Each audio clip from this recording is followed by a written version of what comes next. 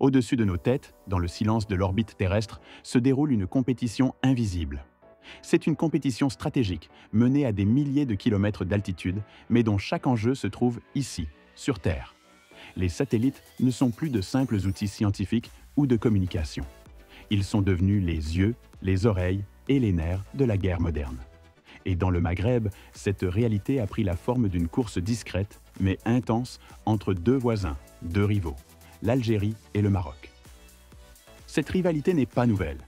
Elle ancre ses racines dans l'histoire, dans la diplomatie et dans des différends frontaliers et idéologiques profonds. Mais depuis une décennie, cette tension s'est élevée. Elle est passée de la Terre au ciel. L'acquisition de satellites d'observation et de renseignement est devenue un pilier de la sécurité nationale pour les deux pays. Avoir son propre satellite, c'est voir sans être vu. C'est acquérir une autonomie de renseignement, ne plus dépendre d'images fournies par des alliés ou des puissances étrangères qui ont leurs propres agendas.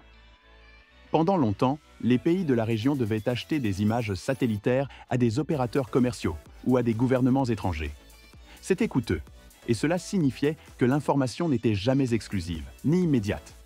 La décision de posséder son propre œil dans le ciel est une étape majeure. C'est une déclaration d'indépendance stratégique. Le Maroc a frappé un grand coup en 2017. Le 8 novembre, une fusée Vega est lancée depuis la Guyane française. À son bord se trouve le satellite Mohamed VI-A.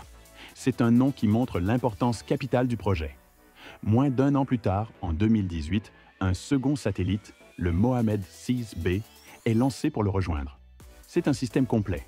Avoir deux satellites signifie que le temps de revisite, le temps nécessaire pour survoler à nouveau un point précis, est réduit de moitié. La surveillance devient quasi continue. Ces satellites ne sont pas de simples outils de cartographie. Ce sont des satellites d'observation de très haute résolution. Ils ont été construits par un consortium européen de premier plan, mené par Thales Alenia Space et Airbus. Le Maroc a investi dans ce qui se fait de mieux. La résolution exacte est un secret de défense, mais les experts s'accordent pour dire qu'elle est submétrique. Cela signifie qu'ils peuvent voir des détails inférieurs à 1 mètre. Certains parlent de 50 à 70 cm. Concrètement, ils peuvent identifier des véhicules, des types d'équipements militaires ou surveiller des infrastructures précises. Le contrôle de ces satellites est assuré depuis une base au sol près de Rabat. Le Maroc a formé ses propres ingénieurs pour piloter les satellites et interpréter les milliers d'images qu'ils capturent chaque jour. L'objectif est clair, surveiller ces frontières, en particulier la longue et sensible frontière avec l'Algérie. Ils servent aussi à surveiller le territoire du Sahara, un enjeu central de la politique étrangère marocaine. Ils permettent enfin de suivre les mouvements de groupes au Sahel ou le trafic maritime. C'est un outil de puissance. Face à cette avancée marocaine, l'Algérie n'est pas restée inactive. Loin de là. L'Algérie a une stratégie spatiale plus ancienne, gérée par l'Agence spatiale algérienne, l'ASAL. Depuis les années 2000, l'Algérie lance le programme ALSAT. D'abord avec des satellites de cartographie et de gestion des catastrophes, comme ALSAT 1. Mais très vite, l'ambition militaire a pris le dessus. L'Algérie a lancé son premier satellite de reconnaissance, ALSAT 2A, en 2010, depuis l'Inde, puis son jumeau, ALSAT 2B, en 2016. Ces satellites sont des outils d'observation optique, comme les Marocains. Cependant, leur technologie est différente. Ils ont été construits en partenariat avec Airbus Defence and Space, mais sur une base différente de celle des satellites marocains. Leur résolution publique est de 2,5 mètres. C'est une très bonne résolution pour la cartographie et l'observation de zones étendues, mais c'est moins précis que les satellites Mohamed VI. Ils ne peuvent pas voir les mêmes détails fins. L'arrivée des satellites marocains en 2017 et 2018 a donc créé un déséquilibre apparent dans le domaine de l'observation optique. Le Maroc avait désormais des yeux plus perçants. Mais la stratégie algérienne est différente. Elle ne repose pas uniquement sur l'observation. L'Algérie a choisi de diversifier ses capacités spatiales. En décembre 2017, un mois seulement après le lancement du premier satellite marocain, l'Algérie a lancé Alcomsat 1. Ce satellite n'est pas un satellite espion, c'est un satellite de télécommunication. Il a été construit en partenariat avec la Chine. C'est un choix stratégique majeur. Alcomsat 1 fournit à l'Algérie des services de télécommunication sécurisés, de la diffusion Internet et de la télédiffusion sur l'ensemble de son territoire. L'aspect militaire d'Alcomsat 1 est crucial. Il offre à l'armée algérienne un réseau de communication crypté, souverain et indépendant. Dans un pays aussi vaste que l'Algérie, composé en grande partie de désert, les communications traditionnelles sont difficiles. Ce satellite permet de relier les unités militaires au sol, les bases aériennes, les postes frontaliers et le commandement à Alger. Il est aussi essentiel pour une nouvelle capacité que l'Algérie développe rapidement, les drones armés. Un satellite de communication est indispensable pour piloter des drones à longue distance, au-delà de la portée radio, et pour recevoir en temps réel les vidéos qu'ils capturent.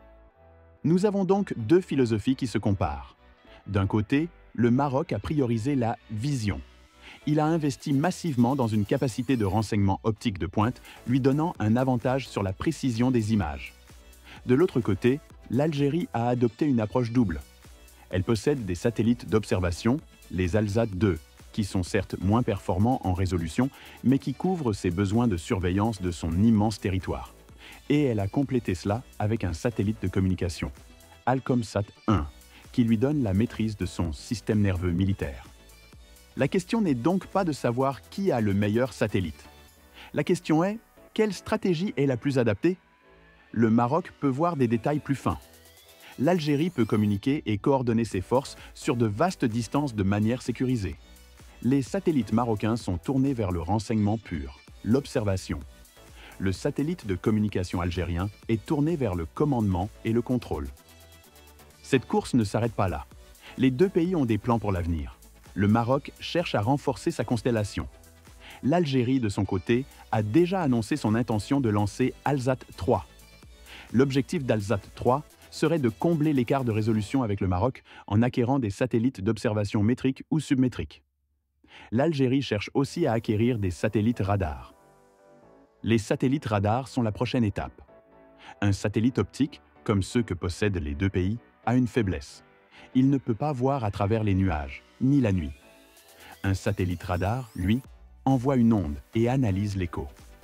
Il peut voir de jour comme de nuit, par tous les temps. Le pays qui obtiendra cette capacité en premier prendra un avantage significatif, surtout dans une région méditerranéenne où la couverture nuageuse est fréquente. Cette compétition dans l'espace est le miroir de la compétition sur Terre.